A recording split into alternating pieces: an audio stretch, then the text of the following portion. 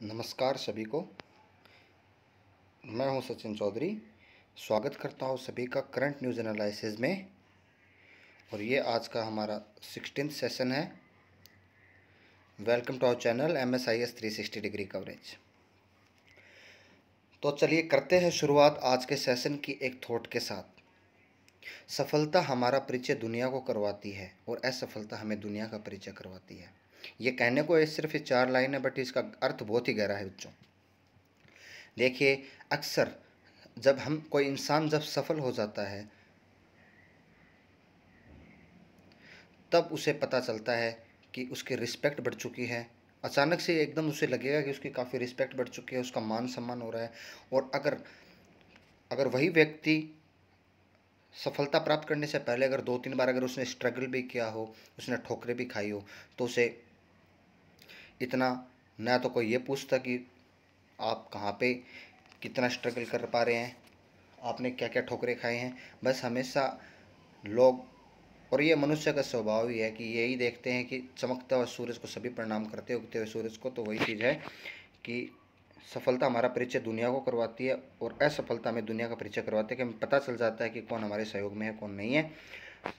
तो आज आपको थोड़ा सा ये जो लेक्चर है थोड़ा डिले मिलेगा, यानी कि 6:30 से 7 PM के बीच में मिलेगा ये लेक्चर आपको। क्योंकि हुआ क्या कि जो मैंने आज स्लाइड बनाई है, ये लेक्चर भी थोड़ा बड़ा हो सकता है, 50 to 55 मिनट का हो सकता है, लेकिन अंत तक देखिएगा, ये मैं आपसे रिक्वेस्ट करना चाहता हूँ सभी से। हुआ क्या कि सब कुछ हो गया, सारा काम हो गया, स्लाइड सारी बना ली, बट ये इंपोर्ट नहीं हो पा रही है, एक तरीके से एक्सपोर्ट नहीं हो पा रही है। तो मुझे जहाँ से इसका ओरिजिन सोर्स है, जो रॉ मटेरियल है, वहीं से मुझे ये बनाना पड़ रहा है। तो थोड़ा आपको स्ट्रगल करना पड़ सकता है, तो आप थोड़ा कोऑपरेट ज़रूर कीजिएगा। बट हाँ, स्क्रीन आपको एकदम क्लियर दिखेगी। स्क्रीनशॉट पे आप ले सकते हैं। साइड का थोड़ा डिस्टर्ब कर सकता है, जैसे आपको इसमें लगातार टाइम दिखेगा आपको सब सारी चीज़ें, तो वो आपको थोड़ा सा वो चीज़ें आपको परेशान कर सकती है। Got it. तो चलिए करते हैं शुरुआत आज के पहले क्वेश्चन की। आज के जो स्टडी मटेरियल है बहुत ही शानदार है।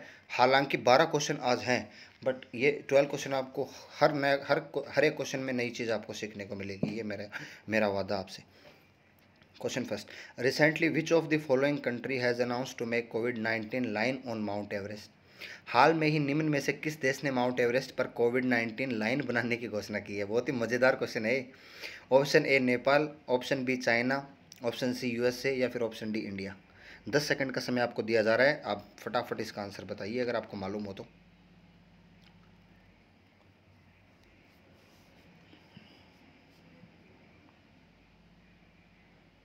इस क्वेश्चन का आंसर ऑप्शन बी चाइना होगा। चलिए करते हैं इस क्वेश्चन की शुरुआत। आपको थोड़ा बताते हैं, बहुत ही रोचक जानकारी आपको मिलेगी इसमें, बहुत ही शानदार चीज़ है। पहले तो आप ये पढ़िए, ये न्यूज़पेपर में क्या दे रखा है कि explain why China's plan to have a कोविड-19 line on Everest is being scoffed at. अभी स्कूफ्ड जो लिखा है यही तो मजे की चीज़ है इसमें। स्कूफ्ड का मतलब इस चीज़ का मजाक बनाया गया है कि कोविड-19 की लाइन एवरेस्ट पे खींची जाए। चाइना का ऐसा मानना है, चाइना ऐसा कह रहा है, किसको? नेपाल को कह रहा है। क्यों कह रहा है, सारी बातें आपको जानने को मिलेगी। चलिए करते हैं शुरुआत। देखिए, हम सब जानते हैं कि भारत और चाइना अब तक काफ़ी हॉस्टिलिटी कर चुके हैं, काफ़ी दुश्मनी निभा चुके हैं। इस वजह से हमारी नेपाल के साथ फ्रेंडशिप अच्छी है। कहते हैं ना कि दुश्मन का दुश्मन दोस्त। तो हमारा जो नेपाल है उसके साथ हमारी अच्छी बॉन्डिंग है। ये मित्रता नेपाल को भारी पड़ने लग गई है, उसका सैंपल दिखाता हूँ। चाइना जो वायरस की जन्मभूमि रहा है, कोरोना वायरस जो वुहान क्षेत्र से निकला था, वो खुद कोरोना से डर रहा है ना चंबे की बात। आपको पता है नेपाल, ये जो चाइना है ये नेपाल को कह रहा है कि नेपाल वालों, तुम्हारी वजह से हमारे यहाँ वायरस ना आ जाए, इसलिए हम एक लाइन खींचना चाहते हैं। ये एक स्कूफ बन गया है, मतलब एक ये हास्यात्मक बात है। वैसे इस न्यूज़पेपर की कटिंग के हिसाब से आप रीड कीजिए इसको, जिस पे हम डिस्कशन कर सकते हैं। Okay, China and Nepal, China और नेपाल को, चाइना ने नेपाल को कहा है कि देख भाई, अपन एवरेस्ट को साझा करते हैं। एक तरफ से तुम चाहते हो, एक तरफ से तो चाइना कहता है कि एक तरफ से तो तुम्हारे लोग इसके ऊपर चढ़ते हैं और दूसरी ओर से हम लोग हमारे वाले एरिया से चढ़ते हैं। यानी तिब्बत, क्योंकि तिब्बत को हथिया रखा चाइना ने।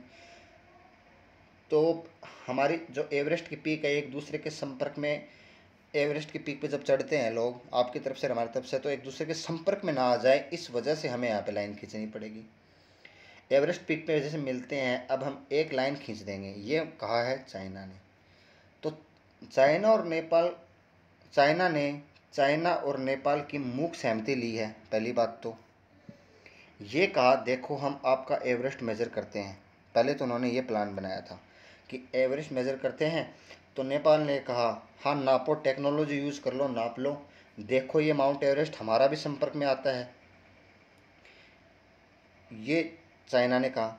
दुनिया वाले क्या जानते थे, और हमने भी ये पढ़ रखा है कि एवरेस्ट तो नेपाल में है, बट दुनिया वालों को कहीं चाइना ये तो नहीं बता रहा है कि धीरे धीरे कि एवरेस्ट पे सिर्फ नेपाल का ही अधिकार नहीं है। तो इसका मतलब इन्होंने जो कोरोना वाली बात कही, ये झूठी साबित लग रही है। इसको और आगे मैं बताऊंगा जब पॉइंट आपको समझ में आएगा कि कहानी दरअसल चल क्या रही है। अब देखिए, जो माउंट एवरेस्ट का जो टॉप है, ये तो ये वे है, ऐसे ये रास्ता निकलता है। माउंट एवरेस्ट का जो टॉप है, उस पर आप बिलीव नहीं करोगे, इतनी जगह है, इतनी जगह है उसके टॉप पे। पता है कितनी जगह है? सिर्फ 6 लोग खड़े हो सकते हैं, एक डाइनिंग टेबल जितनी स्पेस है। उसके बीच में से भी चाइना कह रहा है कि हम लाइन खींचेंगे। आगे की इमेज दिखाऊंगा, तस्वीरें दिखाते हैं आपको, तब आपके समझ में आएगा। ये देखिए एवरेस्ट का पूरा हिमालयस का सीन है। और ये जो स्पेसिफिक बात है, ये देखिए, ये 6 फैक्ट अबाउट ये बात की बात, इससे पहले ये समझिए आप, माउंट एवरेस्ट, ये बीच में से रेड लाइन आपको दिख रही है, इसके लेफ्ट में तो नेपाल वाला हिस्सा है, और इसके राइट साइड में चाइना का हिस्सा। और जो आपको फ्लैग दिख रहा है यहाँ पे, आप सभी को फ्लैग दिख रहा होगा, ये जो फ्लैग दिख रहा है आपको, ये है माउंट एवरेस्ट की पीक, ये माउंट एवरेस्ट की ऊंचाई है। आपको मालूम होना चाहिए कि जैसे चाइना ने नेपाल का जब इसकी हाइट फिर से मेज़र की थी, क्योंकि इससे पहले इंडिया ने मेज़र की थी, अब चाइना ने जो हाइट मेज़र की है वो निकल के आई है 8848.86 मीटर। यानी कि पहले इसकी जो हाइट हुआ करती थी 8848 मीटर हुआ करती थी, बट अब 8848.86 मीटर इसकी नई हाइट है, इसका एलिवेशन है। ये हिलेरी स्टेप दे रखी है। और जो इसके नीचे जो कैंप है, कैंप 4 है, आप यहाँ से बिलीव नहीं करोगे, यहाँ से इसको ऊपर तक जाने में, जबकि 6 आदमी इसके ऊपर जा सकते हैं, तो काफ़ी लोगों को घंटे इंतज़ार करना पड़ता है, जो भी ऊंचाई पे चढ़ता है इसके ऊपर तक जाने तक। समझ रहे हो? इसको भी चाइना ने डिवाइड कर दिया है, ये कहकर कि हमें डर है कि आपकी तरफ से अगर लोग आ रहे हैं तो उसकी वजह से कोरोना फैलने का संकट है। अब आप खुद सोचिए, जब यहाँ पे 6 आदमियों के खड़े होने की स्पेस है, तो उसमें भी ये क्या करना चाहते हैं भाई, इन्होंने बढ़िया वाली चुटकी ली है नेपाल की, अच्छा गेम बना दिया नेपाल का। नेपाल के तो समझ में भी नहीं आया, हमने जाके समझाया, नेपालियों ये बात चाइना कर रहा है, इस चीज़ को आप समझो। अच्छा एक बात बताइए, अगर पहली बात तो जो कोरोना पेशेंट होगा उसकी ऑक्सीजन की वैसे ही कमी रहती है, तो वो ऊपर जाएगा, क्योंकि यहाँ पे भी ऑक्सीजन की कमी है। और अगर जाएगा भी तो कोई इंसान, तो वो गैस अपने साथ ऑक्सीजन सिलेंडर लेके जाता है। दूसरी बात, यहाँ पे इतनी ठंड होने के कारण वो काफ़ी कपड़ों के काफ़ी लेयर्स पहन के जाता है। तो वैसे भी कोविड फैलने का तो वैसे भी कोई चांस नहीं है। तो इससे ये साबित होता है कि चाइना का ये जो डर है वो झूठा डर दिखा रहा है, हाइट की वजह से, और मिनिमम ऑक्सीजन लेवल भी यहाँ पे रहता है। तो आप समझ सकते हैं, आप समझ सकते हो इस बात को। तो इसका मतलब चाइना क्या कहना चाहता है, चाइना ये कहना चाहता है कि एवरेस्ट पे चाइना का भी अधिकार है। ये इस क्वेश्चन का सार है। तो चाइना देख रहे हो कि अलग ही लेवल पे गेम खेल रहा है। तो चलिए आपसे मैं क्वेश्चन पूछता हूँ। चलिए होमवर्क का पहला क्वेश्चन आप बताइए कि इंडिया और चाइना के बीच में जो बाउंड्री लाइन है उसको क्या कहते हैं? Name the boundary line which lies between India and China, उसको कौन सी लाइन कहते हैं? होमवर्क का पहला क्वेश्चन। चलिए, आई थिंक ये क्वेश्चन आपके सभी के माइंड में फिट हो चुका है इसका आंसर। चलिए बढ़ते हैं। अब ये थोड़ा सा फैक्ट देख लीजिए, इस पे एक इंसान अगर एवरेस्ट पे चढ़ता तो तकरीबन कितना खर्चा आता है? $60,000, यानी कि 60,000 को 70 से मल्टीप्लाई करोगे तो आप खुद देख लीजिए कितना कितना खर्चा आता है, यानी कि 4,20,000 रुपये का एक व्यक्ति का खर्चा आता है अगर इस पे को चढ़ता है तो। सबसे पहले जो क्लाइंबर यहाँ पे रीच हुए थे वो 29 मई 1953 को हुए थे। यहाँ पे हिलरी क्लिंटन, ये हम कह सकते हैं Edmund Hillary and Bachendri Pal, Nepal की बचेंद्री पाल सबसे पहले चढ़ी थी और एडमंड हिलरी यहाँ पे सबसे ऊपर चढ़े थे। तो हिलरी यहाँ पे पिक का नाम भी हिलरी रख दिया गया था। तो ये फैक्ट आप देख सकते हो। 100 में से अगर 100 लोग चढ़ते हैं तो उसमें से 5 लोगों की मौत हो जाती है इस पे चढ़ते हैं। तो नेपाल साउथ ईस्ट रिज ये क्षेत्र है, यहाँ से लोग इसके ऊपर क्लाइम करते हैं। ये आप देख लीजिए सारा ये कैंप वगैरह हैं, ये कैंप 1 2 3 4 ये सारे कैंप दिखा रखे हैं यहाँ पे। आसपास के एरिया, आसपास की अलग पिक्स पे आप देख सकते हैं, ये देख लीजिए, ये आप स्क्रीनशॉट ले लीजिए, आपके एक्स्ट्रा नॉलेज के लिए है, देख लीजिए। समिट उसको 29,229 फीट कह सकते हैं, फिर 8848.86 मीटर की हाइट है। बढ़ते हैं अगले क्वेश्चन पे। Recently the 5 deeps expedition has provided data on which of the ocean of the world.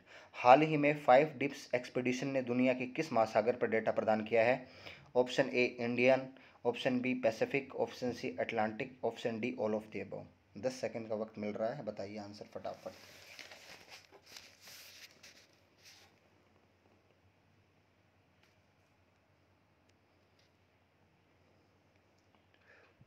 चलिए आंसर डिस्कस करते हैं। क्वेश्चन सेकंड का answer all of the above होगा, इंडियन, पैसिफिक और अटलांटिक ओशियन। तो देखिए क्वेश्चन में है क्या, चलिए बात करते हैं इन गहराइयों में कौन कौन से गहरे राज दफन है, क्योंकि एक्सपेडिशन हुआ है, ये अलग अलग हमारे ओशियन हैं उनका। अब इनके अलावा 2 ओशियन और हैं, चलो मैं एक बार आपको ना सभी बता देता हूँ, सारे ओशियन बता देता हूँ। इंडियन ओशियन यहाँ पे है, पैसिफिक अटलांटिक है, साउदर्न ओशियन नहीं आया इसमें, जो साउदर्न यानी कि अंटार्कटिक ओशियन नहीं आया है, और एक आर्टिक ओशियन है वो नहीं आया है। अब आपको मैं ट्रिक बता देना चाहता हूँ। सबसे पहले ट्रिक से एक शुरुआत कर लेते हैं कि भाई 5 ओशियन है ना जो हमारे महासागर हैं, इनकी डिक्रीजिंग ऑर्डर, मतलब सबसे बड़े ओशियन से सबसे छोटे ओशियन को मैं ट्रिक बताऊंगा तो उससे आपको याद रह जाएगा। तो वो सबसे बड़ा ओशियन है पैसिफिक, उसके बाद में है अटलांटिक, फिर इंडियन ओशियन, फिर साउदर्न ओशियन, फिर आर्कटिक ओशियन। ऐसे समझ में नहीं आया होगा। अब आप क्या कीजिए, रफ कॉपी आप लेके बैठे, आप लिखे पैसा, इंग्लिश में पैसा, PAISA। क्या लिखेंगे? PAISA, पैसा। P फॉर पैसिफिक ओशियन सबसे बड़ा, सेकंड पे A, PA से अटलांटिक, फिर I से Indian ocean, S for southern ocean, A for Arctic ocean. पैसा हो गया, ये ट्रिक बन गई। तो 5 ओशियन की आप देखिए, आपको मैं एक इमेज दिखाता हूँ। ये 5 ओशियन इसमें आप देख पा रहे हैं। वैसे हालांकि ये देखिए 5 ओशियन, जो डीप डाइव 1 है वो अटलांटिक ओशियन का दे रखा है, डीप डाइव 1। इसके बाद में डीप डाइव 2 आपको दे रखा होगा साउदर्न ओशियन का। ये यहाँ से ऐसे ऐसे बना के चलिए कि एक तरीके से एक माला पिरोई हुई है। अटलांटिक से साउथ में देखिए, फिर साउथ, फिर Indian ocean dive deep 3, deep dive 4 Pacific ocean, और डीप डाइव 5 आर्टिक ओशियन। ये आप देख पा रहे हैं, ये इमेज आप देख पा रहे होंगे सभी। चलिए अब ये आप देखें द 5 डीप एक्सपीडिशन, ये है वो 5 डीप एक्सपीडिशन। अब आपको मैं बता दूं, सबसे पहले ये इमेज आपको सबसे बेहतरीन लगेगी, इसमें आएगा समझ में।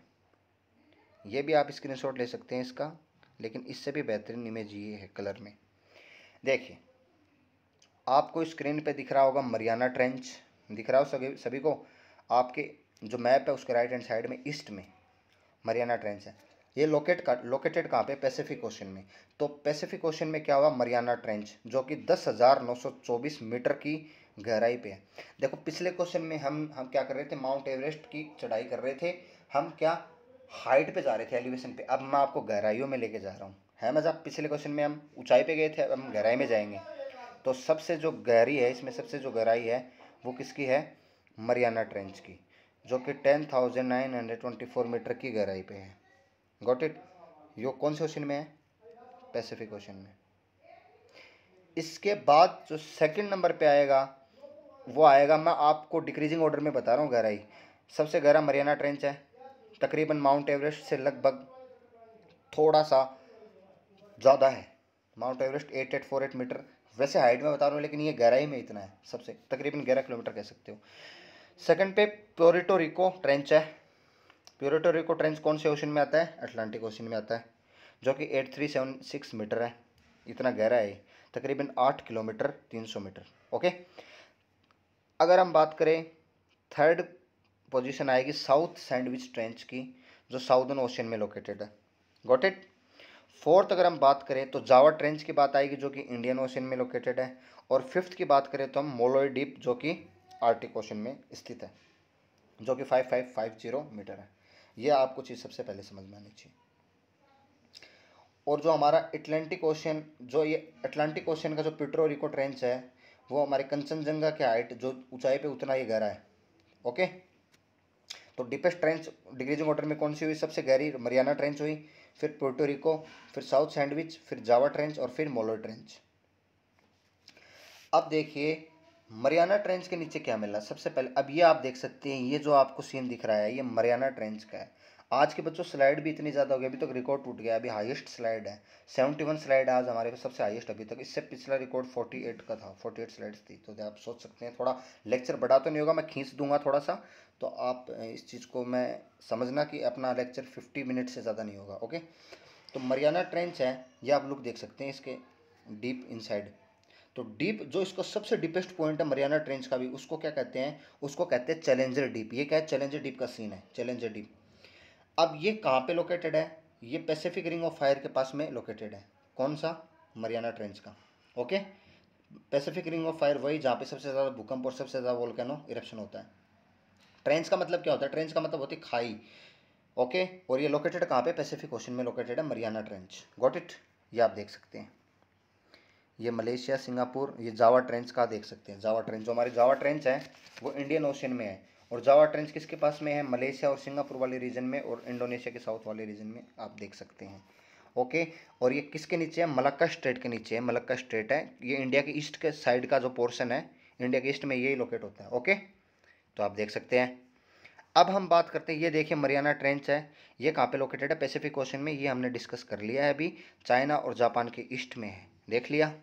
चलिए, अब जो आपको अगला जो स्लाइड देखने को मिलेगी वो साउथ सैंडविच आइलैंड की देखने को मिलेगी, जो कहाँ पे स्थित है तो ये एक तरीके से यूनाइटेड किंगडम वाले रीजन में साउथ सैंडविच ट्रेंच है। देख पा रहे हो? यूके के अधीन आता है ये इलाका। किसके अधीन आता है? यूके के। बट ये है साउदर्न में। मीन्स की जो वर्ल्ड का मैप है उसके जो इक्वेटर के नीचे जो साउथ पोर्शन है उस तरफ लोकेटेड है। अब हम बात करेंगे टोंगा ट्रेंच की इसके बाद में, जो कि होरिजन डीप है वो किसके पास में? समोआ आइलैंड के पास में है। ये देखिए समोआ आइलैंड के पास में है horizon deep. Tonga trench Pacific ocean के जस्ट वेस्ट साइड में है, कोरल सी और न्यू कैलोडोनिया की तरफ। अब इतनी बातें आप सभी ने जान ली। Got it. इतनी बातें आप सभी ने जान ली। अब देखिए है क्या, ये कारनामा करने वाला प्राणी था कौन? तो वो था वेक्टर वेस्कोव। कौन था? इस इंसान ने क्या किया है, इसने दुनिया को बताया कि कैसे पैसिफिक रिंग को फायर के पास इन ट्रेंचेस का फॉर्मेशन हुआ, पहली बात तो। और 7 समिट आयोजित की गई। अपना ये सारा का सारा डाटा हैंड ओवर कर दिया है निप्पॉन गिब्यो को। देखिए कैसे, ये पैसिफिक रिंग ऑफ फायर है जहाँ पे सबसे ज़्यादा यहाँ पे अर्थक्वेक देखने को मिलते हैं और वोल्केनिक इरप्शन देखने को मिलते हैं। 80% वोल्केनिक इरप्शन यहाँ पे होते हैं और 10% अर्थक्वेक यहाँ पे आते हैं। Got it. सॉरी 90% अर्थक्वेक यहीं पे आते हैं। Got it. अब ये 7 समिट है पूरे वर्ल्ड के, सबसे ऊंची समिट। अब ये देखिए एशिया में तो है एवरेस्ट की है, सबसे ऊंची समिट है। यूरोप में आप देख सकते हैं माउंट एल्ब्रूस देख सकते हैं, यूरोप में है। नॉर्थ अमेरिका की बात करें तो यहाँ पे आप ये देख सकते हैं डिनल करके यहाँ पे है, सबसे ऊंची जो पीक पे है। तो ये सारी चीज़ें। कोंगुआ है साउथ अमेरिका में। अफ्रीका में है किलिमंजारो। और अंटार्कटिका में माउंट विंसन है। ऑस्ट्रेलिया में आप देख सकते हैं कैसे लाइव के है। Got it. तो देखिए अब इसको थोड़ा और मैं आपको इन्फॉर्मेशन देता हूँ कि आप ये देख सकते हैं कि इन्होंने क्या किया है, अपना ये सारा का सारा जो डाटा है ना, जो 7 समिट किसने आयोजित की गई थी 7। अभी हुआ क्या था, थोड़े दिनों पहले ही 1-2 साल पहले से ही पूरे वर्ल्ड में क्या हुआ कि अलग अलग ये पूरे जैसे कॉन्टिनेंट है, 7 कॉन्टिनेंट है, तो सभी 7 कॉन्टिनेंटों की सबसे हाईएस्ट जो पीक है उसके ऊपर लोगों ने चढ़ाई की, तो उसका रिकॉर्ड इन्होंने दिया है। और ये जो सारा डाटा जो हैंडओवर किया है, किसको किया है, निप्पॉन को किया है, निप्पॉन जिब्को को किया है। ओके, अब दुनिया के अंदर जितना भी ओशन है उसकी मैपिंग चल रही है, जितना भी ओशन है ना पूरे वर्ल्ड में, उसकी मैपिंग चल रही है। ओशन के नीचे नीचे सारी चीज़ें घुमाई जा रही हैं। ओशियन के नीचे का नक्शा तैयार किया जा रहा है, जिससे सीबेड प्रोजेक्ट का नाम से जाना जाता है, जो कि 2030 तक अकम्प्लिश हो जाएगा, कंप्लीट हो जाएगा। यही है वो जो ये आप देख रहे हो स्लाइड। तो ये एक तरीके से निप्पो फाउंडेशन गिब्को का सीबेड 2030 का प्रोजेक्ट है। इसके जो डायरेक्टर हैं वो डॉक्टर ग्राम बेल हैं। ये निप्पॉन फाउंडेशन की हेल्प से चल रहा है। निप्पॉन फाउंडेशन जापान का है। जैसे वर्ल्ड का मैप तैयार हुआ है वैसे ही सीबेड का नक्शा भी तैयार किया जा रहा है। ये इस क्वेश्चन का मतलब। ये होमवर्क का सेकंड क्वेश्चन है, फटाफट लिखिए। होमवर्क का सेकंड क्वेश्चन कि among oceanic trench the deepest trench is, among oceanic trench the deepest trench is, एक खाई बताई थी trench, Kuril trench, option B Japan trench, option C Mariana trench, या फिर option D Tonga trench. Screenshot ले लीजिए या लिख लीजिए। अब मैं तैयारी कर रहा हूँ अगले क्वेश्चन की तरफ बढ़ने की। तो 5 ओशियन का जो एक्सपेडिशन है वो समझ में आ गया आपके क्यों हो रहा है, क्योंकि जैसे वर्ल्ड मैप तैयार होता है वैसे ओशियन के नीचे सी बेड में है क्या, और भी चीज़ें खोजी जा रही है। वो उस क्वेश्चन का, इसी क्वेश्चन का सार है उसका कंप्लीट, आप ये देख सकते हैं। तो ये होमवर्क का आपका अगला क्वेश्चन हो गया है। नंबरिंग के साथ आप लिखेंगे होमवर्क के क्वेश्चन। चलिए अगले क्वेश्चन पे बढ़ते हैं। Recently India participated in third Arctic science ministerial conference, the theme of conference was. हाल में ही भारत ने तीसरी आर्कटिक विज्ञान मंत्री स्तरीय बैठक में भाग लिया। सम्मेलन का विषय क्या था? Option A knowledge of Arctic, option B knowing expedition Arctic, option C knowledge for a sustainable Arctic, या फिर ऑप्शन डी सस्टेनेबल डेवलपमेंट। बताइए। आज के क्वेश्चन बहुत ही शानदार हैं, बहुत ही अच्छा लेवल है इनका। वैसे तो हर दिन ही होते हैं बट आज के ज़्यादातर क्वेश्चन सभी बढ़िया बढ़िया हैं। इन्फॉर्मेटिव क्वेश्चन 3-4 ही मिलेंगे आपको। 12 में से 7-8 क्वेश्चन तो समझाने के हैं, इसीलिए थोड़ा आज वक्त ज़्यादा लग सकता है। तो इस क्वेश्चन का आंसर है option C, knowledge for a sustainable Arctic. ठीक है, अब इसकी मैं बताता हूँ आपको राम कहानी, पूरी कंप्लीट बातें बताऊँगा। आपको मालूम ही है शुरू शुरू में हम वही क्वेश्चन रखते हैं जो ज़्यादा डिस्कशन करते हैं। अब देखिए नॉर्थ पोल नेशंस, जैसे कि आप देख सकते हैं, आपको हम दिखाते हैं। आर्कटिक साइंस मिनिस्ट्री, एक बार ये देख लीजिए। इन्होंने share plan for research and long term cooperation in Arctic, ये है नॉलेज फॉर सस्टेनेबल आर्कटिक। ये देखिए, अब आप ये देख सकते हैं आर्कटिक ओशन हमारे नॉर्थ हेमिस्फीयर में है। आर्कटिक सर्कल देखिए, जिसको मैं रेड से पेन से मैंने मार्क कर रखा है। आर्कटिक सर्कल है ये रसिया। इसमें कौन कौन सी कंट्री आती हैं? फिनलैंड, स्वीडन, नॉर्वे, आइसलैंड, इधर देखिए ग्रीनलैंड, डेनमार्क का, कनाडा, ये सारी कंट्री इसमें आती है। ठीक है, तो नॉर्थ पोल के नेशन जैसे आप देख सकते हैं। अब हम बात करते हैं आर्कटिक काउंसिल की। आर्कटिक काउंसिल फॉर्म्ड हुई थी 2013 में। 2013 में आर्कटिक काउंसिल फॉर्म हुई थी। इंडिया क्या है? ऑब्जर्वर है। इंडिया इसका ऑब्जर्वर है। 13 देश इसके ऑब्जर्वर हैं इंडिया के साथ। इंडिया के अलावा 12 और हैं, तो टोटल कितने हो गए? 13 देश ऑब्जर्वर हैं। तो ये कौन सी मिनिस्ट्रियल मीटिंग थी सर? ये तीसरी मिनिस्ट्रियल मीटिंग थी। Okay done. तो पहली मीटिंग कब हुई थी? पहली मीटिंग हुई थी 2016 में। कहाँ पे हुई थी? यूएसए में हुई थी। अच्छा, दूसरी मीटिंग कब हुई थी?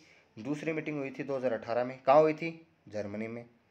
तीसरी मीटिंग सर कहाँ हुई थी? तीसरी मीटिंग कहाँ हो रही है? एक तरीके से जापान, टोक्यो में हो रही है। अब यह पहली बार हुआ है कि मिनिस्ट्रियल मीटिंग किसी एशियन कंट्री के द्वारा बुलाई गई, जो कि जापान में हो रही है। और ये सर्च क्या करेगी? ये आर्कटिक रीजन में सर्च क्या होने वाला है? तो ये पॉसिबिलिटी बनेगी कि आर्कटिक रीजन में क्या क्या पॉसिबिलिटी हैं, तो search out possibility in Arctic region resources के मामले में। अब इंडिया की तरफ से पार्टिसिपेट किसने किया? इंडिया की तरफ से पार्टिसिपेट किया ये हस्ती, हमारी महान हस्ती है डॉक्टर हर्षवर्धन। डॉक्टर हर्षवर्धन सिंह ने किया है। ये क्या है? मिनिस्ट्री, किसकी मिनिस्ट्री ये होल्ड किए हुए हैं? ये साइंस एंड टेक्नोलॉजी मिनिस्टर बन के बैठे हुए हैं गवर्नमेंट ऑफ इंडिया। देख सकते हैं डॉक्टर हर्षवर्धन। ओके, तो ये चीज़ें हैं। अब आर्कटिक रीजन इंडिया के लिए इंपॉर्टेंट क्यों है? भारत के दृष्टिकोण से आर्कटिक रीजन का महत्व क्या है?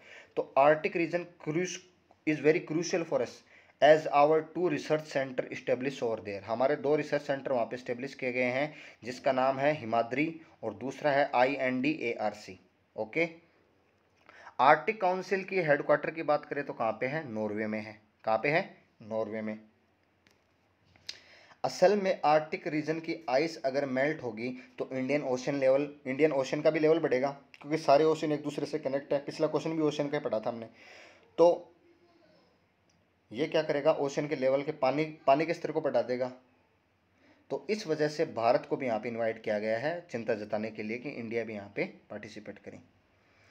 अब अगर हम बात करें इंडिया के रिसर्च सेंटर की, तो नेशनल सेंटर हमारा जो national centre for polar and ocean research है, जो इसको NCPOR कहते हैं, वो कहाँ पे लोकेटेड है, पुणे महाराष्ट्र में। एक बार फिर से बता देना चाहता हूँ कि इंडिया का रिसर्च सेंटर जो कि national centre for polar and ocean research, NCPOR located कहाँ पे है, पुणे महाराष्ट्र में। ये आप देख सकते हैं, स्नो स्टेशन फील्ड, ये सारी चीज़ें हैं देखो आर्कटिक रीजन में। ओके, ये आप देख सकते हैं, नॉर्थ सी रूट और नॉर्थ पैसेज रूट देख सकते हैं, सारा कंप्लीट सारा कुछ। ये देखिए नॉर्थ पोल, ये नॉर्वे किस तरीके से लोकेटेड है, Russian federation, United state of America इसके वेस्ट में है, कनाडा, ये देख सकते हैं। तो मेरे ख्याल से इस क्वेश्चन को भी मैंने समझाने में सक्सेस हो गया हूँ। ये देखिए इस न्यूज़ के बारे में रीड कर लीजिए। Union minister of earth science भी इनको कहते हैं, साइंस और earth science, doctor Harshvardhan participate in third Arctic science ministry on May 8, 2021 and said that India will continue to play a positive role in the Arctic through research, observation, international cooperation and capacity building. The Union Minister also proposed that India can be given the opportunity to host the next or future Arctic Science Ministry. The theme of the third Arctic Summit was Knowledge for Sustainable Arctic. ASM is a global forum to discuss cooperation and research in Arctic region. ये आप read कर लीजिए knowledge के लिए। चलिए बढ़ते हैं अगले क्वेश्चन की तरफ। Which of the following application has been recently developed by DRDO to detect COVID-19 using the chest X ray. निम्नलिखित में से कौन सा ऐप हाल में ही DRDO द्वारा COVID-19 का पता लगाने के लिए छाती के एक्सरे का उपयोग करके विकसित किया गया है? Option A Atwell AI, option B Atman AI, option C Batman AI, option D none of the above. बताइए, 10 सेकंड का समय देते हैं आपको। एक ऑप्शन तो आप वैसे निकाल दोगे, नाम पड़ गई, हिंट मिल गया होगा, समझदार को इशारा काफ़ी है। अब देखो फिर से DRDO ने अपना एक शानदार कार्य किया है यहाँ पे। DRDO तो आपको मालूम है हर 6-7 दिन में कुछ ना कुछ करता ही रहता है। हर 7 दिन में आपको DRDO मिलेगा। देखो हर 7 दिन में DRDO मिलेगा और हर दिन RBI के बारे में कुछ ना कुछ आपको न्यूज़ मिलेगी। Got it? तो बताइए,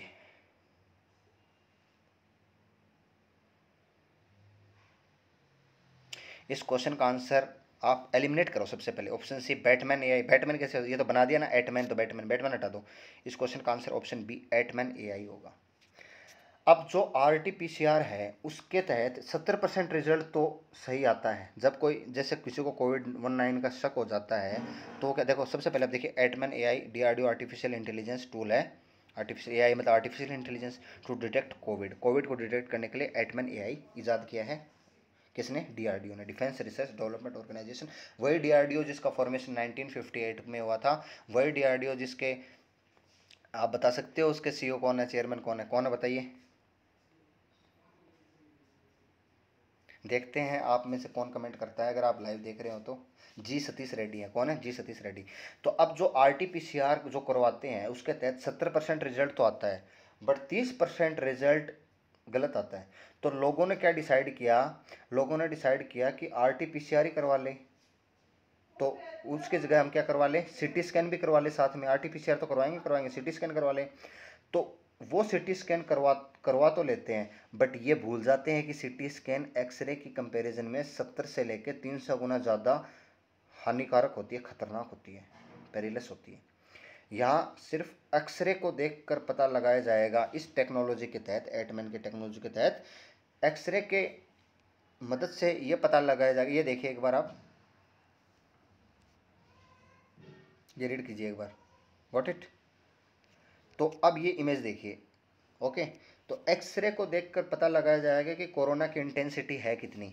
अब ये देखिए नीचे का जो ये इमेज है वो एक्सरे की इमेज और ऊपर CT स्कैन की है। CT स्कैन हालांकि करती है एकदम सटीक चीज़ें, बट वो क्या नुकसानदायक भी है शरीर के लिए। ओके, अब ये क्या है कि एक्सरे करेगा तो उसको CT स्कैन वाले जो इमेज है उसमें तब्दील कर दिया जाएगा डायरेक्ट ही इस टेक्नोलॉजी की मदद से। तो ये इस क्वेश्चन का कहने का अर्थ ही है। तो एक्सरे की इमेज को इन्हेंस कर दिया जाएगा सीटी स्कैन जैसा, तो इस एटमैन आर्टिफिशियल इंटेलिजेंस एप्लीकेशन की हेल्प से। ये था क्वेश्चन का सार। अभी आप देख लीजिए, centre for artificial intelligence robotic है, इसके जो चेयरमैन है ये बन के बैठे, ये कौन बैठे हुए हैं, यूके सिंह है जो इसका डायरेक्टर है। अभी आप पढ़ लो इसके बारे में कि centre for artificial intelligence robotic is a laboratory of defence research and development organisation. ये लोकेटेड कहाँ पे है, बेंगलोर कर्नाटका में लोकेटेड है, देख सकते हैं। Got it. चलिए बढ़ते हैं आगे, ये इसके बारे में रीड कर लीजिए। हाँ, इसकी जो एक्यूरेसी रहेगी वो कितनी रहने वाली है, 96.73% एक्यूरेसी रहेगी। किसकी, एटमैन एआई की। ठीक है, ये देखो 96.37 को मैंने सर्कल कर दिया है, ये आपको आसान, आपको ईज के लिए कर दी है मैंने ये चीज़ें। तो चलिए बढ़ते हैं अगले क्वेश्चन पे। आज का 5th question, recently World health Organization has warned against use of which of the following drug to treat कोविड-19। बैक टू बैक वापस से कोविड का आगे क्वेश्चन। हाल में वर्ल्ड हेल्थ ऑर्गेनाइजेशन ने कोविड-19 के उपचार के लिए निम्न में से किस दवा के उपयोग के खिलाफ चेतावनी दी है। Option A doxycycline, option B azithromycin, option C ivermectin, option D zinc tablet. बताइए।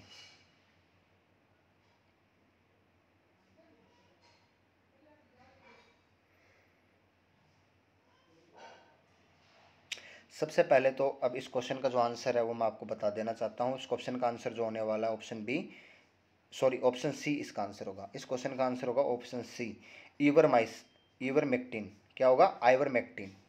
अब देखिए, जो हमारे ग्रीन रेवोल्यूशन के फादर एम एस स्वामीनाथन रहे हैं, उन्हीं की बेटी स्वामी स्वामीनाथन जो कि वर्ल्ड हेल्थ ऑर्गेनाइजेशन में वैज्ञानिक सलाहकार के पद पर बैठी हुई है।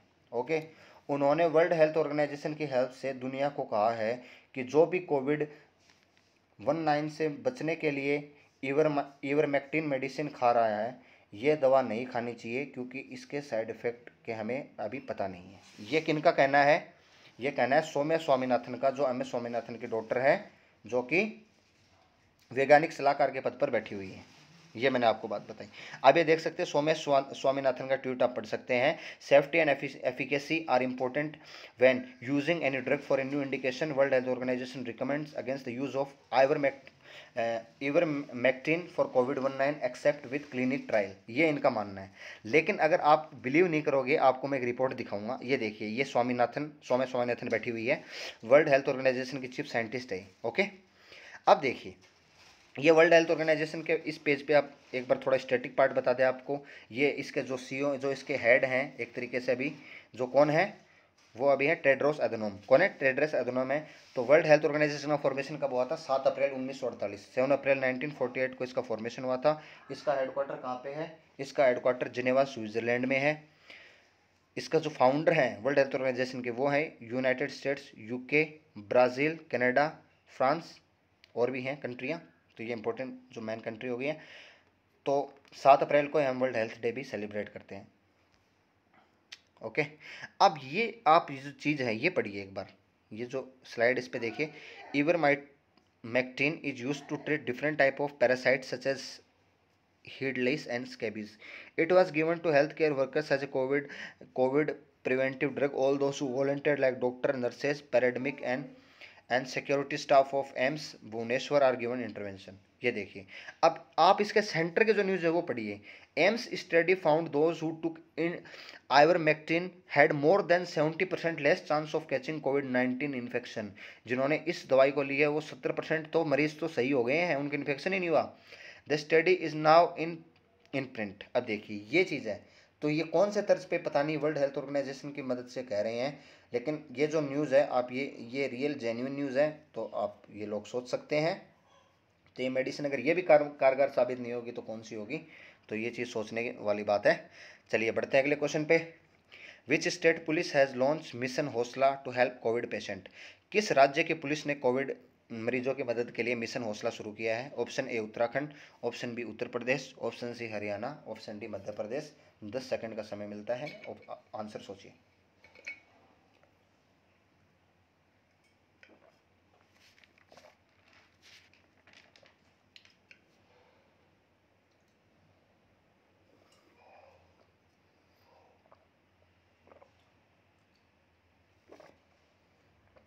चलिए आंसर डिस्क्लोज करने का वक्त हो चला है। इस क्वेश्चन का जो आंसर है option A Uttarakhand. Uttarakhand state police ने लॉन्च किया मिशन हौसला कोविड पेशेंट की मदद करने के लिए। ये देखिए एक बार आप, उत्तराखंड पुलिस लॉन्च मिशन हौसला टू हेल्प कोविड पेशेंट। ये इनको प्रोवाइड करेगी oxygen bag, oxygen cylinders, bed, ventilator और प्लाज्मा कोविड-19 पेशेंट को। ये आप रीड कर लीजिए, एक बारी रीड कर लीजिए फटाफट।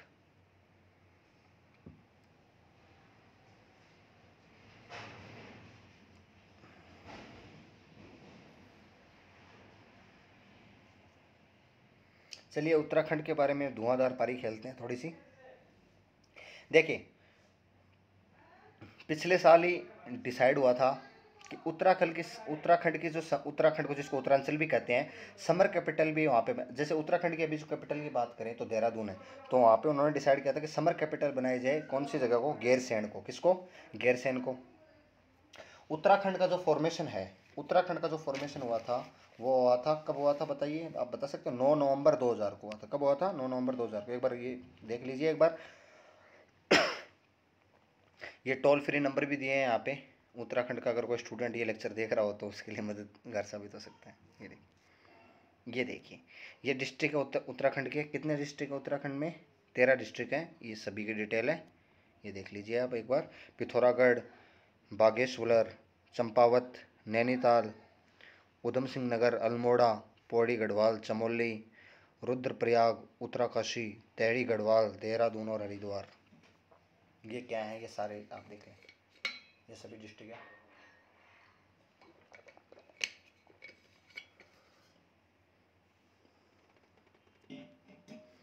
ये देखिए उत्तराखंड की कैपिटल देहरादून, गवर्नर है बेबी रानी मौर्य, चीफ मिनिस्टर है तीरथ सिंह रावत। ये लोकसभा राज्यसभा की सीट ये याद नहीं करनी है। नेशनल पार्क देखिए, कॉर्बेट नेशनल पार्क है, Gangotri national park, Govind national park, Nanda Devi, Rajaji, valley of flower.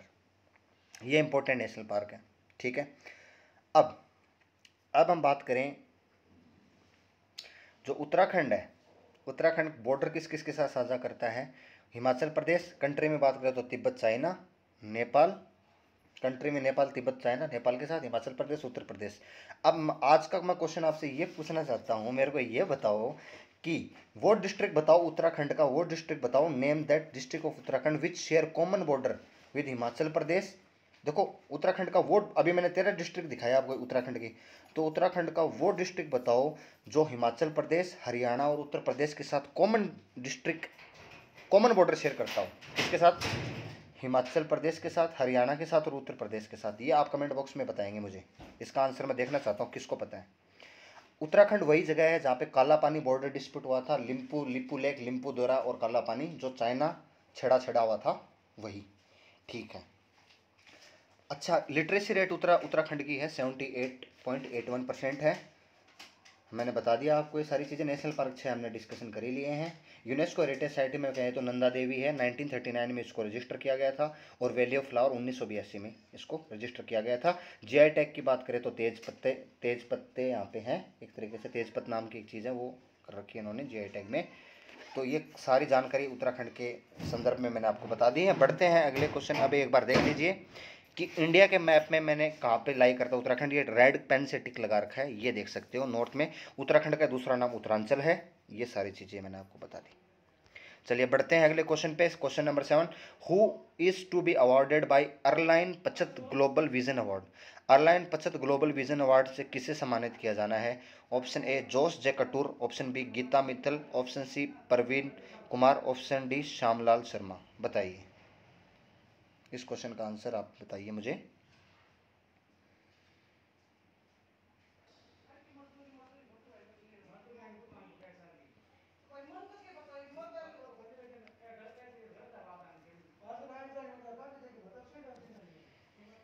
चलिए इस क्वेश्चन का answer option B Gita Mittal है।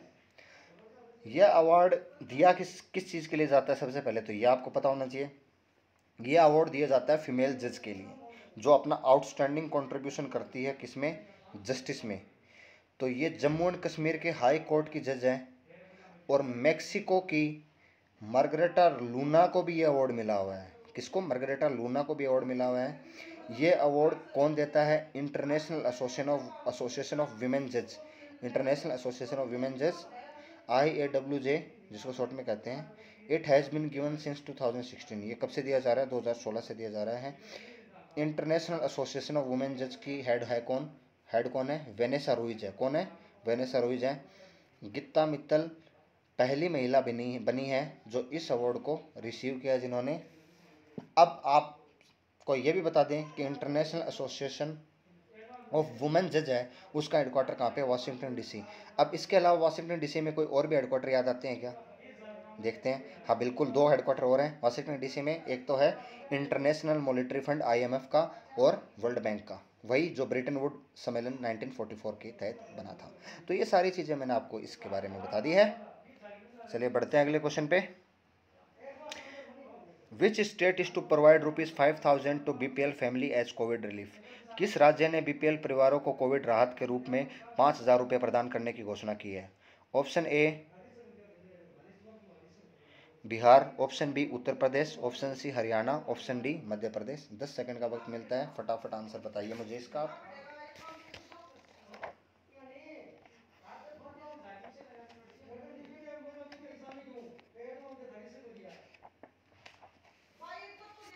ओके, तो अभी हम करते हैं डिस्कशन। इस क्वेश्चन का जो आंसर है ऑप्शन सी हरियाणा है। क्या है? हरियाणा। अब चलिए हम विस्तार से करते हैं जिक्र। ये आप देख सकते हो, ये Haryana to provide ₹5,000 to BPL family as covid relief, ये आप देख सकते हैं। ये हरियाणा होम मिनिस्टर की जो तस्वीर आप देख सकते हैं। अब हरियाणा में क्या देखिए, एट प्रेजेंट हरियाणा में जो जो चीज़ें चल रही है वो सुन लीजिए।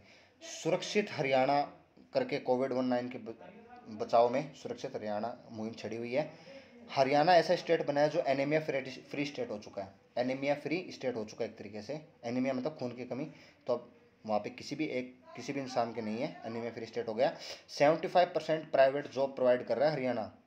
अब राजस्थान, हमारे राजस्थान का पड़ोसी है हरियाणा, तो राजस्थान में जन अनुशासन पखवाड़ा शुरू किया था। तो गहलोत जी खुद भी भूल गए एक बार तो कि उन्होंने कि लगा क्या रखा है। जन अनुशासन पखवाड़ा उन्होंने लगा रखा है, वो तो मीटिंग में भूल गए थे, एक बार बोल रहे थे।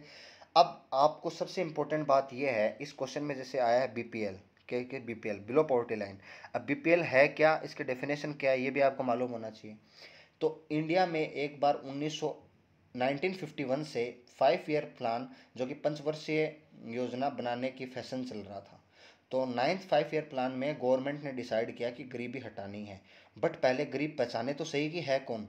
तो ये डिसाइड किया गया कि बिलो पॉवर्टी लाइन के नीचे वाले जो हैं, तो ये डिसाइड हुआ कि ऐसे रूरल एरिया जहाँ पर क्या हुआ, जहाँ पर वेजेस 20,000 से कम हो सालाना, हर साल जिसकी संख्या, जिसका वेजेस है वो 20,000 से कम है, वो असल में BPL है। और वो लैंड उसके पास कितनी हो, 2 हेक्टर उसके पास ज़मीन हो, और ना कोई उसके पास रेफ्रिजरेटर हो, ना ही टेलीविज़न हो। ये डिसाइड किया गया 9th 5 ईयर प्लान में, जो कि 1997 से लेकर 2002 तक रही थी। अब 10th 5 ईयर प्लान में ग्लोबलाइजेशन की वजह से टीवी और रेफ्रिजरेटर भी लोगों के पास आने लग गए। तो हुआ क्या कि गवर्नमेंट है ना, गवर्नमेंट ने 13 पैरामीटर्स पुट किए। किस चीज़ को पहचानने के लिए? गरीबों को पहचानने के लिए। और तब भी गवर्नमेंट ठीक से इस चीज़ को मेक आउट नहीं कर पाएगी असलियत में गरीब हैं कौन। अब आप देख सकते हैं ये हरियाणा का मैप है।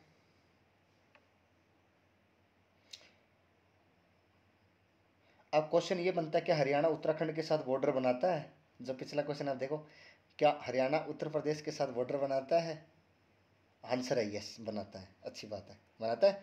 तो क्या यमुना, अब मैंने जब बॉर्डर बताया उसमें हरियाणा का नाम नहीं लिया, अब मैं बताना चाहता हूँ बहुत ही छोटा बनाता है ये। हालांकि डिस्प्यूट का केस बना है कि यमुना जो है ना, यमुना हरियाणा से निकलती है क्या? बिल्कुल निकलती है, यही बॉर्डर बनाती है, यही यमुना रिवर बॉर्डर बनाती है। एक्सेप्शनल केस है ये, इसको याद रख के चलना है। इस चीज़ को मैंने एक्स्ट्रा नॉलेज के लिए, आपको एक्स्ट्रा फैक्ट है ये मैंने आपको बताया है। ओके, तो चलिए हरियाणा के बारे में आप तमाम चीज़ें, एक चीज़ें, दो बात और बता देते हैं आपको।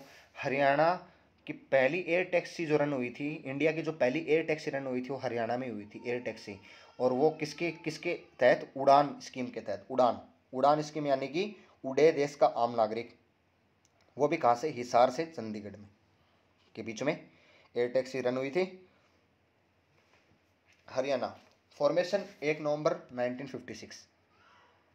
कैपिटल चंडीगढ़ है। चीफ मिनिस्टर यहाँ पे देख सकते हैं आप, मनोहर लाल खट्टर हैं। गवर्नर सत्यदेव नारायण आर्य हैं। नेशनल पार्क की बात करें तो कालेसर और सुल्तानपुर नेशनल पार्क यहाँ पे हैं। ये आप मैप देख लीजिए हरियाणा का। ओके, हरियाणा में डिस्ट्रिक्ट 22 है। मैंने आपको ट्रिक भी याद कराई थी, वही 22 जो केन विलियमसन का टी-शर्ट नंबर भी है, जो न्यूजीलैंड के कैप्टन खिलाड़ी हैं, कूल खिलाड़ी।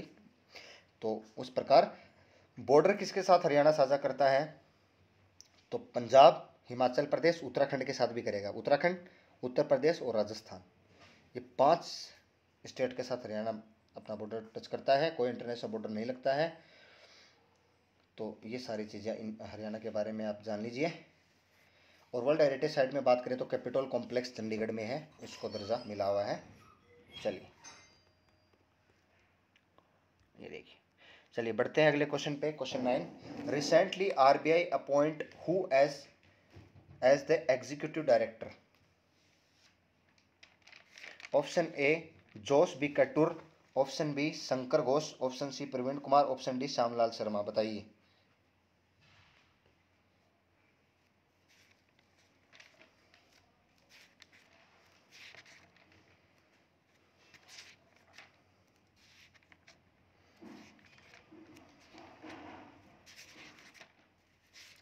चलिए, वक्त हो चला आपको आंसर बताने का। ऑप्शन, इस क्वेश्चन का जो आंसर है वो होगा option A Jose J Kattur. जोश जे कटूर को एग्जीक्यूटिव डायरेक्टर आरबीआई ने अपॉइंट किया है। ये हिंदू की कटिंग है, ये आप एक बार रीड कर लीजिए, आप चाहें तो ये पढ़ लीजिए। आपको 20 सेकंड का मैं वक्त दे रहा हूँ यहाँ पे, आप रीड कर लीजिए। आरबीआई तो हर दिन न्यूज़ में रहता है। अब मैं आज और आपको थोड़ा बता देता हूँ, फिर हम क्या करेंगे, हर 7 दिन में एक बार डिस्कशन कर लेंगे आरबीआई का। अगर कोई भी क्वेश्चन आएगा तो आरबीआई के बारे में हम डिस्कशन जरूर कर लेंगे।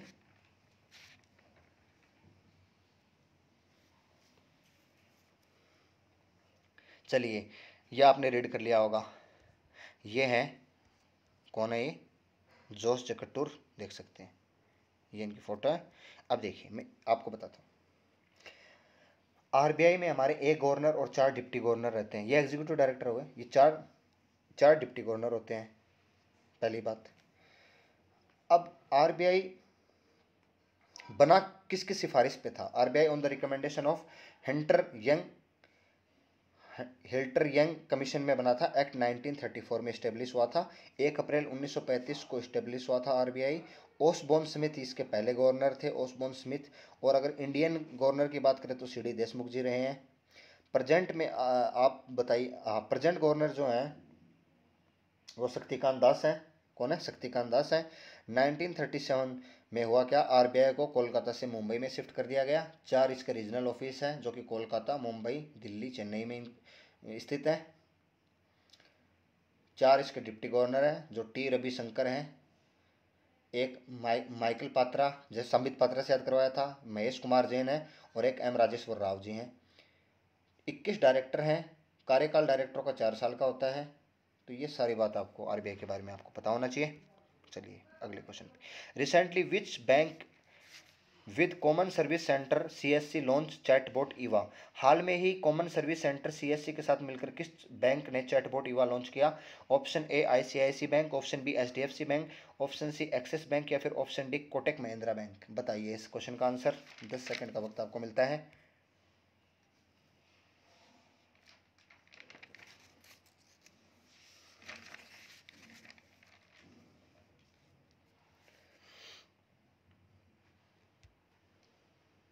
इस क्वेश्चन का answer option B HDFC bank है। क्या है? HDFC bank. चलिए, अब अभी मुझे ये बताइए, अभी हाल में मैंने एक क्वेश्चन आपको डिस्कशन किया था 1-2 दिन पहले, कि सीबीएसई ने जो हाल में चैट बॉक्स निकाला था उसका क्या नाम है? Name chat box which was launch by CBSE recently. ये आपका होमवर्क का अगला क्वेश्चन है। बताइए, जब मैं इतनी मेहनत कर सकता हूँ तो आप भी होमवर्क का आंसर जरूर लिखिएगा।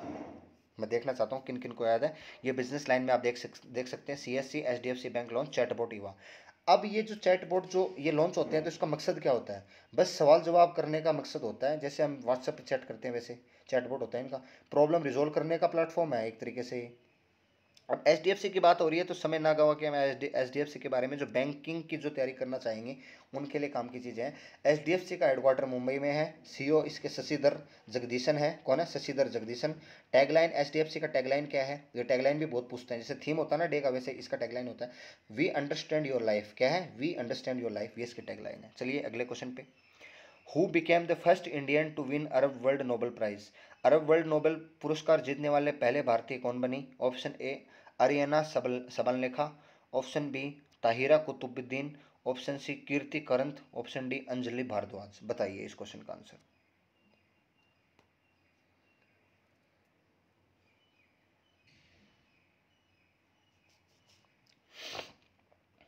चलिए मैं बताता हूँ इस क्वेश्चन का जो आंसर है, option B doctor Tahira Qutubuddin है इस क्वेश्चन का आंसर।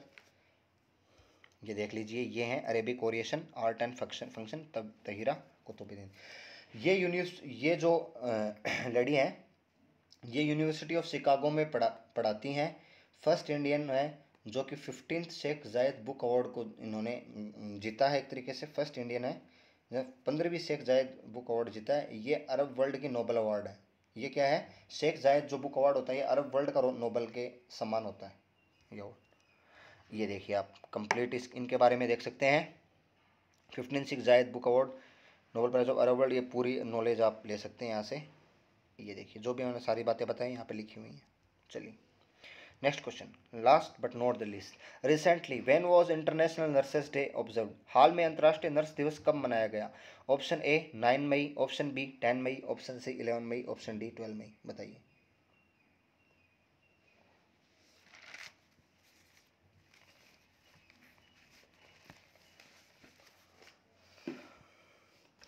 हालांकि इस क्वेश्चन को मुझे कल लाना चाहिए था बट मैं ये मिस कर गया था। इसको इम्पोर्टेंट डे के बारे में उसमें फॉर्म में बताना था, बट इसमें क्या है कि क्वेश्चन अच्छा बनता है इस पे, तो ये मैं आपको क्वेश्चन के रूप में ले आया, इसको डे के रूप में ना बता के हुए। क्वेश्चन 12 है, आंसर भी इसका ऑप्शन डी 12 है। 12 मई 2021 इंटरनेशनल नर्सेज डे मनाया गया। ये देखिए थीम देखिए, nurses a voice to lead a vision for future health care, ये इसका थीम था। ये देखिए a voice to lead nursing the world to health, ये थीम है। इंटरनेशनल नर्स डे कब से मनाया जा रहा है? 1965 से मनाया जा रहा है। The very first requirement in hospital is that it should be the sick no harm. और किन की याद में बनाया जाता है? फ्लोरेंस नाइटिंगेल के रूप में मनाया जाता है, जिनका जन्मदिन आता है 12 मई को। ये देखिए फ्लोरेंस नाइटिंगेल के बारे में, जिनका जन्म 1820 यानी कि 12 मई 1820 से 1910, 90 साल तक की उम्र तक जी थी। ये is primarily known for her nursing career. She gained her nickname the lady with the lamp, lady with the lamp के नाम से इनको जाना जाता था। For her work as a nurse during the Crimean War, many people do not realize that her pioneering work as a statistician and health campaigner in the years that followed was extremely influential. Her work directly improved the health of millions of people around the world, and her ideas are still important today. At the time, nursing was considered lowly work and was done by poor women.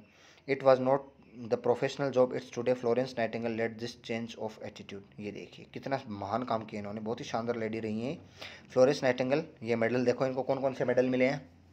इनको red cross के द्वारा, एक तरीके से international committee of red cross के द्वारा award दिया जाता है, मेडिकल का सबसे ऊंचा इन्हीं के नाम पे, medical sister brother exceptional dedication, ये देख पढ़ सकते हैं, जो कि 1912 में इस्टेब्लिश हुआ था। League of international red cross day जो 8 मई को निकला था। And red crescent in honour of Florence Nightingale. Nomination of candidate takes every 2 years। List of award announce on 12 May, the birthday of Florence Nightingale. ये देखिए इस question के बारे में, every year the international nurse day celebrated on May 12। The birth anniversary of Florence Nightingale is celebrate as the international nurse day. This day celebrate to mark the contribution made by nurse to the society. This year in 2021 the international nurse day celebrated under the following theme वही, nursing the world to health. तो ये था आज का, थोड़ा सा लेंदी हो गया है, बट हाँ जब इंपॉर्टेंट न्यूज़ होती है तो उसमें थोड़ा बहुत आप अगर रेगुलर हैं तो आप बिल्कुल इंटरेस्ट के साथ देखेंगे, मैं उम्मीद करता हूँ। Thanks for watching. Do like, subscribe, press the bell icon to all and share as much as you can. Thank you and have a thoughtful Thursday.